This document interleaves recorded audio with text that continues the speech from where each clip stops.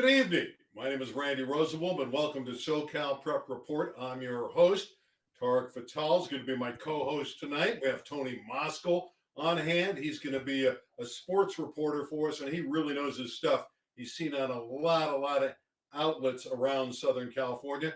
And we also have Lior Schwartzberg, the head coach of Valley Toro, which didn't quite make it to Sacramento, but his Wolfpack won 30 games. And it's all basketball primarily tonight. We just had the regional finals, and the state championships in Sacramento begin tomorrow. And speaking of Sacramento, locked up in a hotel room representing the Daily News and our SoCal Prep Report is Tarek Fatal. Tarek, good evening. Another day in paradise, Randy. Well, what's happening in Sacramento? What'd you see today? It's actually a beautiful day. Blue skies, about 70 degrees. Got in about 1:30, checked in. Seamless flight, seamless landing. It's been really, really good, and got 2 full days of basketball Friday and Saturday, and some state champions will be crowned. I didn't want a weather report. I thought you were going to go to the practices, tell me what was going on, but no, I get the weather report. We'll find out when we get to the games in a moment what your thoughts are on these contests. But I do want to also showcase Tony Moskal. Tony is a very opinionated guy. He's an acquired taste, but we love him. Tony Moskal, how are you tonight? I am good, Randy, and I really don't have an opinion on anything right now. Yeah, that's a rarity. I don't believe that for a moment. All right, let's get an opinion on Corona Centennial winning the Open Regional Championship after winning the CIF Southern Section Championship. They dominated Sierra Canyon, won it 83-59. They haven't had a close game. They've slaughtered everybody, these Huskies. They've won 29 in a row. So we'll start with Tarek. How good is Corona Centennial? People are saying they might be the best team ever, even better than the team at Chino Hills with the Ball brothers. Very good. Corona Centennial is got everything you want. They've got great guard play. They play good defense. They play as a unit. They share the ball. Jared McCain is the most highly touted kid, and he only had 10 points, but I think he finished with like 14 rebounds. So you're talking about a selfless team, a Josh Giles coached team that's locked in. They play like 8 guys, and they go to war, man. And that's why they're so tough to beat. Doesn't matter who you are, what your ranking is. They play absolutely hard, and that's what they did. And it was really no contest. They got out to a 9-0 run. Ramsey Huff, who's really a defensive player, stepped up, made some threes. And when the scouting report for the opposition is let Ramsey Huff shoot because that's the poison you're going to pick, and he goes for 20, you're going to lose. And that's what happened on Tuesday night. And in this highlight package, number 23, Huff hitting shot. Williams, number 22 at 6'8", is a terrific stretch forward. I know, Tony, you saw these Huskies against Bishop Montgomery in the playoffs, and you were impressed. I was incredibly impressed. And you were standing there when we asked Coach Giles, what is the key to his success? And Tarek, you said it. They're selfless. They don't care who scores. They don't care who gets the credit. And it's not only the kids. He said it's the parents as well. And in high school sports these days, you've got parents that are pulling for other kids that don't care if their kid gets 20 points or 25 points. They just want that team to win.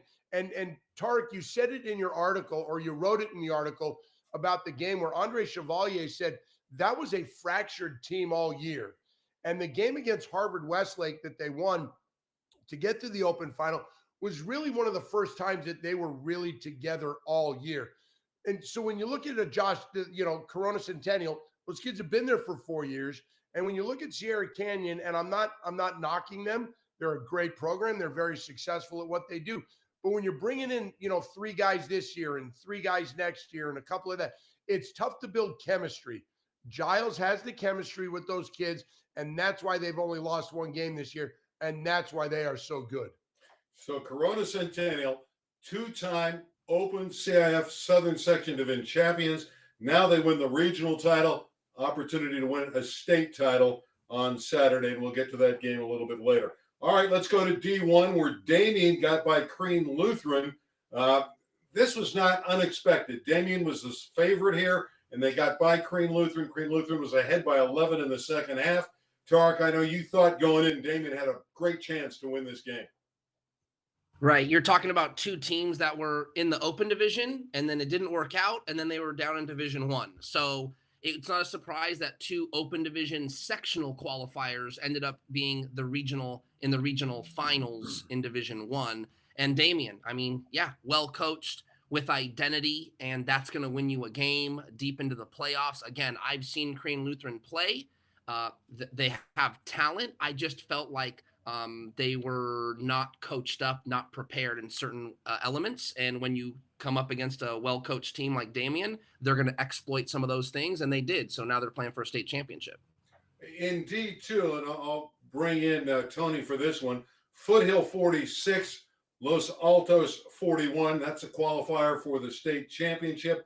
Foothill led by Cruz Billings. Los Altos has the big guy Jazz Gardner and a great guard by the name of C.J. Bellamy. But it wasn't enough, Tony. This Foothill team is very scrappy out of Santa Ana. They didn't lose very many games all year long. And the thing, Randy, is sometimes, and those of us that are in the older generation, we make fun of this generation where there's no work ethic and they're not tough and they're not all of those things that say we grew up with. But that Foothill team, you say scrappy, yeah, that's a great quality to have because if you're going to go up against a team that's going to scratch and claw and fight for everything, you're going to be in for a battle for a full 32 minutes. And that is, I think, the identity of this team. And that's why they've got so much success because they just refuse to give up and they just compete for a full 32 minutes. Division 3. The LAUSD has a team in the state championships.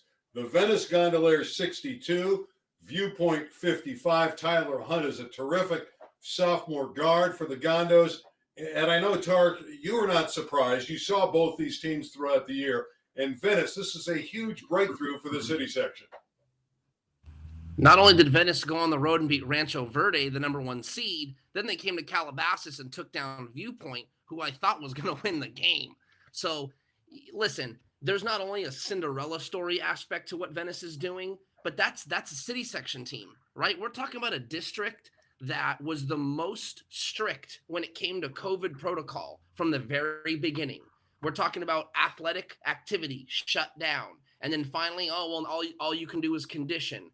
Zoom workouts. I mean, they were the last to turn the corner on a lot of stuff, right? And here's this Venice team, despite all that, which, we have a high school basketball coach in Lior on. We can, he would tell you all those hours that are left behind, they matter in a season. And when those aren't in the All right, thank you, Tarek. You're frozen a little bit in time in Sacramento. Scripps Ranch won the D4 over Valley Torah, 68-54. We'll talk to Lior momentarily, the head coach, and we'll get more info on that game. Tony, the girls' game, open division, Sierra Canyon 60, Etowanda 51. Juju Watkins scoring 29 points. Sierra Canyon, a spectacular team. They avenged the loss in the open division championship game. They get revenge in the regional game and knock off the Eagles of Etowanda.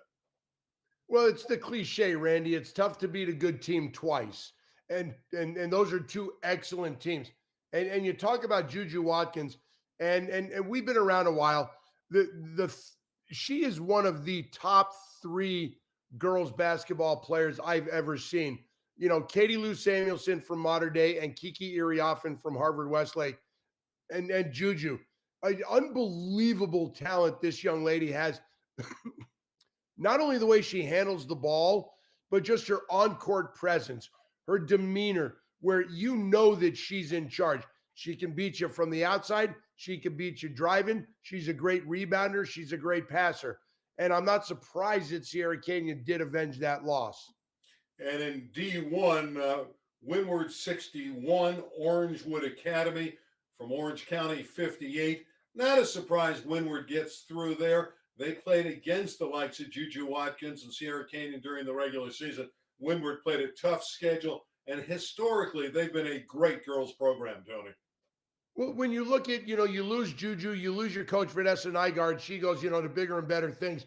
And, when a lot of teams lose a huge player like Juju, it's kind of like, everybody looks around to see who's going to be the one to take charge.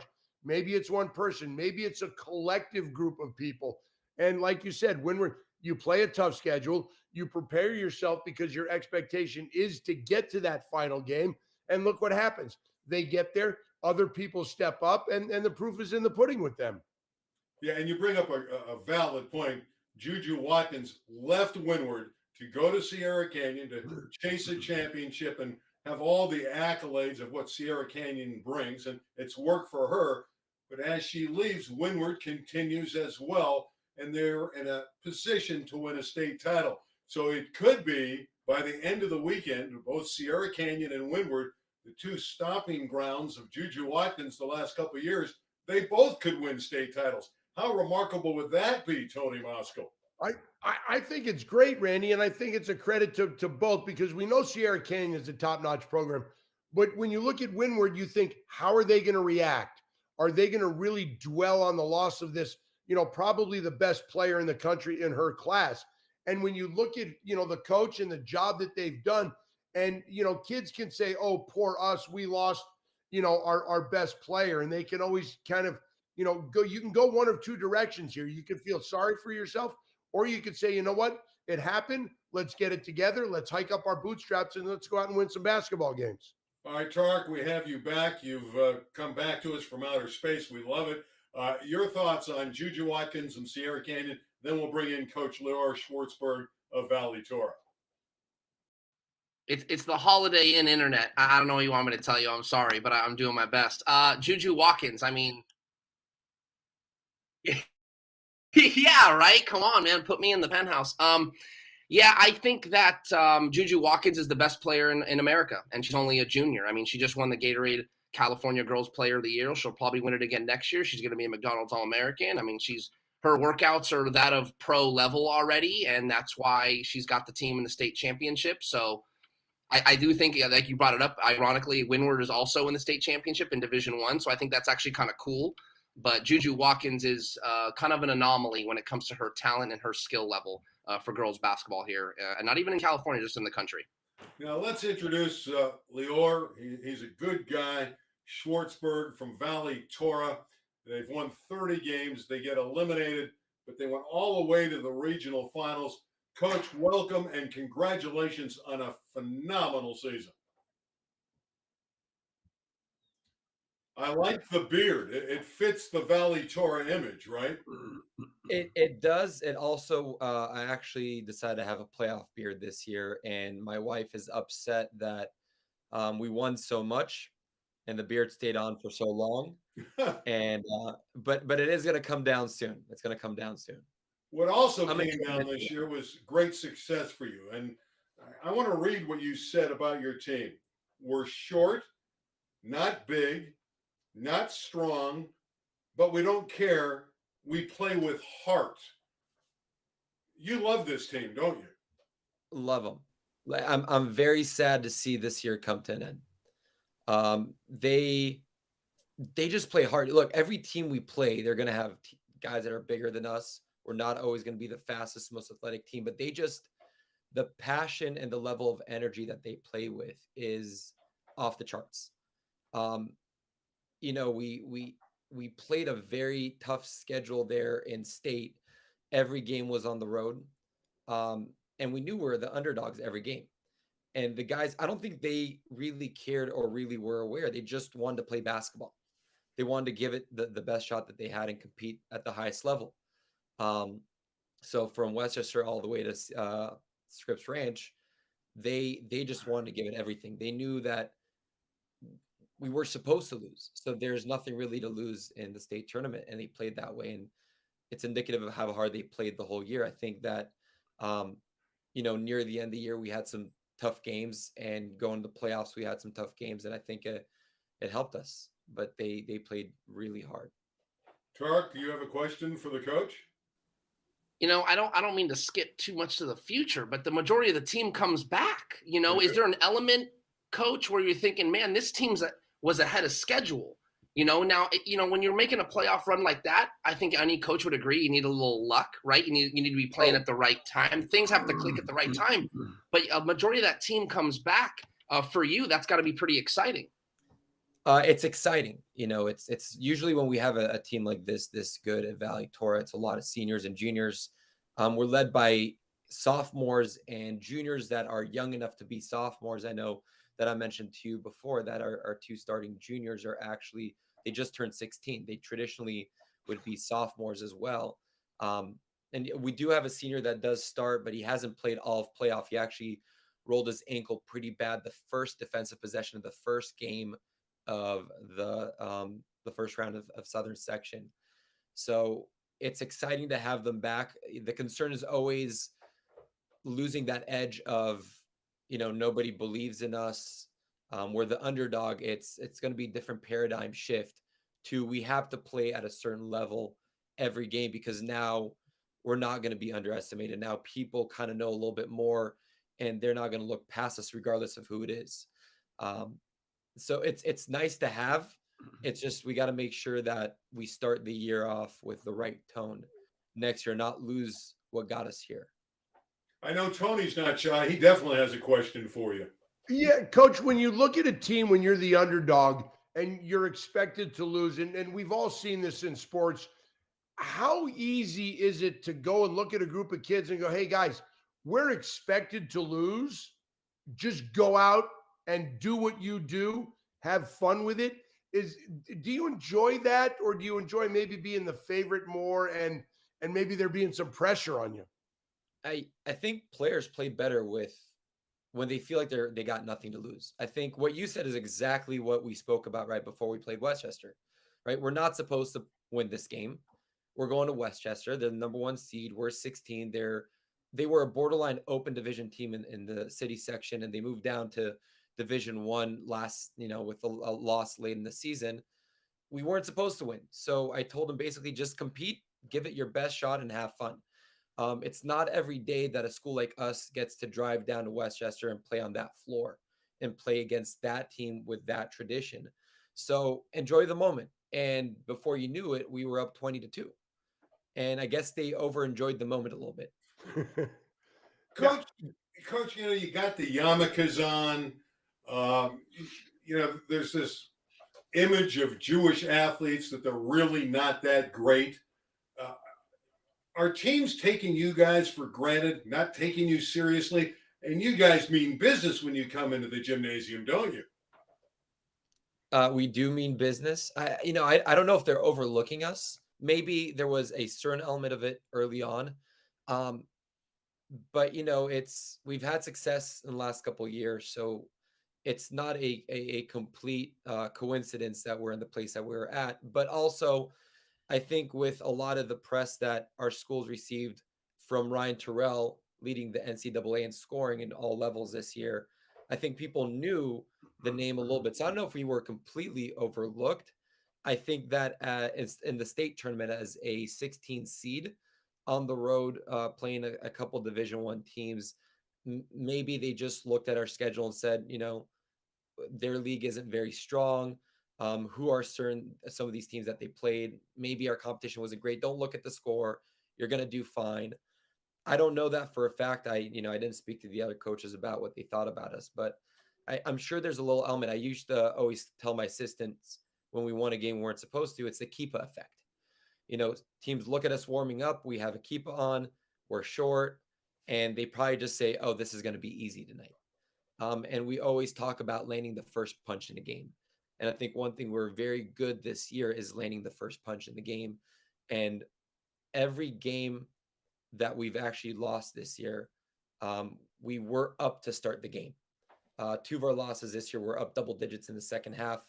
And 2 of them were up single digits in the second half. But we had the lead, and we always were pretty good at landing the first punches. Some teams we just needed to punch a little harder, and we didn't. And that's why we came out short. But I think the first couple of minutes when teams play us, definitely there is that keeper effect that I talk about, but I don't think that they completely overlook us, having had pretty good players in the past. Well, Coach, I want to thank you for joining us tonight. Congratulations on a phenomenal season, a great accomplishment. You don't have the raw talent of a Westchester or a Chatsworth or some of these other city teams and Southern Section schools you beat up on, but to win 30 games, you got that program going in 7 years. Congratulations. Keep it going. And we thank you for joining us. Thank you so much for having me. That's Lior Schwartzberg from Valley Torah. Now we're going to talk about the state championship games that are coming up, and we'll bring Tony Moskal back in as well for this conversation. And we got to start with Centennial. Corona Centennial going for its first state championship ever against Modesto Christian. They got a young man by the name of Phillips who averages 24 a game. I know, Tarek, you'll be covering this game. They look unstoppable, Corona Centennial. Does Modesto Christian have a real shot? I would say because they're playing in the game, yes, of course, you always have a shot. I would say the percentage is very small because Corona Centennial is just a well-oiled machine. Taking on Harvard Westlake, beat them. Taking on Sierra Canyon, beat them. I mean, that was kind of that you might drum that up like that was the state championship right there. But one more game to play, and I will tell you this. I'll say there's extra incentive for that Corona Centennial team because they didn't get to play in the state championship last year when they won the Southern Section Championship. Now, they decided not to play in the regional tournament because they did something else as a team late in the year. We won't go into too much of that because it was. Well, that was because of COVID. They elected to go to a tournament in Arizona. Correct. They won the Southern Section, but there was not even a state championship to play for last year, which is why they elected to not compete in the regional playoff. If there was a state championship to play for, they would have played. Sure. So you're talking about a team that didn't even get a chance last year, earned it, didn't get a chance, and now here they are again. So it's almost like they're trying to win 2 state championships in one game, so to speak. So there's going to be a lot of incentive, and I just don't see them losing. Yeah, again, they have a 29-game winning streak, the Huskies, the longest in school history, and they've never won the state championship. Tony, your thoughts about Centennial? Are they a shoo-in this weekend? Well, they're 7.5-point favorites against the Lakers right now, but then again, so is everybody. But I was talking to the St. Joe's head coach, Tom Mott, when I did the Harvard Westlake St. Joe's game. And he said to me, and he's got a pretty good program up there. He said that Southern California Open Division is the best in the country. And Tarek, we see, the Trinity League in football, the best in the country. This Open Division that we have in the Southern section for basketball, I don't think there's anybody better. So Modesto Christian, all due respect to them, but you look at this Corona Centennial team and they are insane. They have everything. There's nothing they don't have. I'll take them and give 15. Well, you said they're a 7.5-point favorite against the Lakers. That's with Anthony Davis in the lineup. Without Davis, it's probably double digits. It could be 20. Centennial. Speaking of Sierra Canyon, who didn't get there on the boys' side, their girls' team is there, and they play the team from San Jose, Mitty, and Mitty has a great athletic program. They're 30-1. I do not think the Trailblazers are a shoo-in, Tarek. Of course, that game might be a little tighter when comparing the open state final between Modesto Christian and Corona Centennial. So, yeah, maybe a little bit more of a game there on the girls' side, but again, when you've got the best player on the floor, you always have a chance, and that's going to be Juju Watkins, who we spoke about just a couple of minutes ago. So I see the Sierra Canyon girls winning for the second time in a row. I believe they won in 2019, and now here they are again in the 2022 Open Division State Championship. So I'm actually going to find a way to get to their shoot-around tomorrow, kind of get a pulse on the team before they play on Saturday night. So looking forward to catching up with the team tomorrow. And Tony, it's not just all Juju Watkins. They got Gilbert Arenas' daughter on the team. Randolph's daughter's on the team, who had a great career in the NBA. There's some other players on that Trailblazer girls team. Well, Randy, when you look at basketball, it's not just one player. This is a very balanced team. And when you talk about these other players that have NBA pedigree, you look at the boys program over at Sierra Canyon, and all of the NBA pedigree that they have. You've also got it in the girls' game on the girls' team as well. So these girls have grown up around the game. Their fathers played. They probably played in the driveway like everybody else. And you're going up against NBA players. And dads, we don't like to let our kids win. So there's a toughness there. There's a grit and a determination and a pretty good skill set. All right, one last one in terms of basketball for each of you. The D game, the D4 game with Venice and Pleasant Valley.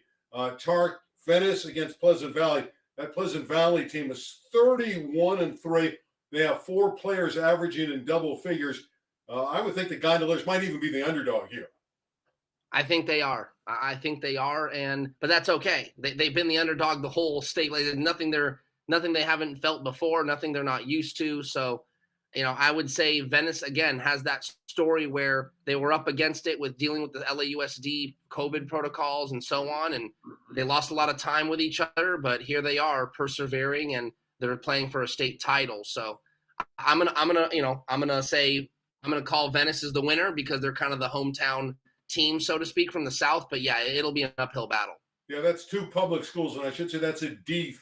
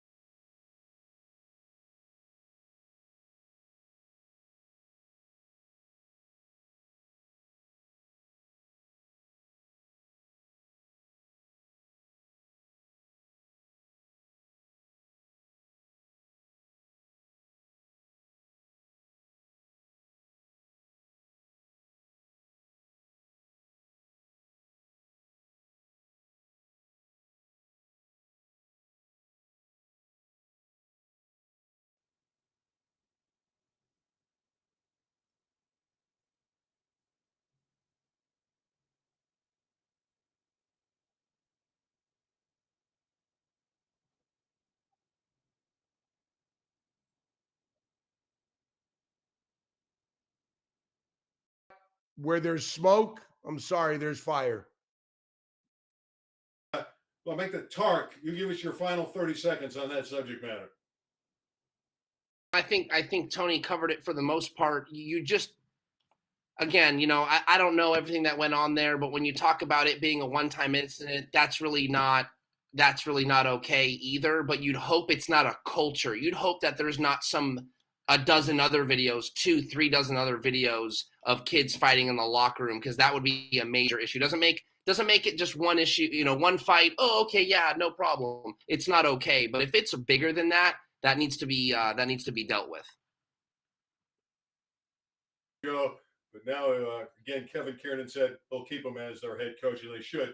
Bruce Rollinson's had a phenomenal record. They won the state title. They were 12-0. They win championships all the time. Tony, thank you. Tark, very much appreciate you coming in from Sacramento to join us. And when we leave you, we're going to leave you with a little bit of a tribute here. A wrestler who formerly went to Bell, who has passed away, is going to go into the Hall of Fame.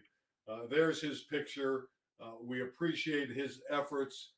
He's going to be going in Dallas, and WrestleMania is coming up. He was with WWF at the time. It's now WWE, and he will go into the Hall of Fame. And he was a former gentleman out of Bell High School. And again, that's going to wrap it up on SoCal Prep Report for tonight. For Tarek Fatal and Tony Moscow, Leo Schwartzberg, who joined us from Valley Turf. They had a great year on the basketball hardwood. I'm Randy Rosenblum. We'll see you next Thursday night right here on SoCal Prep Report. Good night, everybody.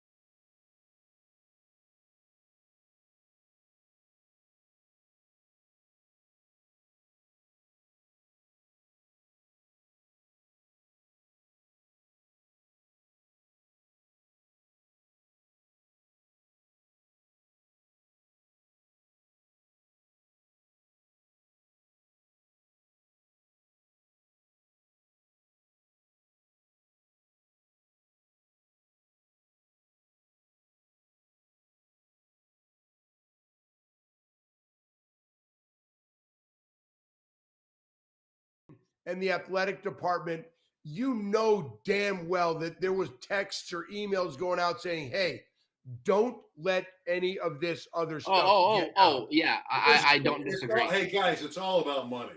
And Absolutely it they're is. making so much money on their football program. Yep. One fight, even if he was embracing the fight, they're going to sweep under the carpet.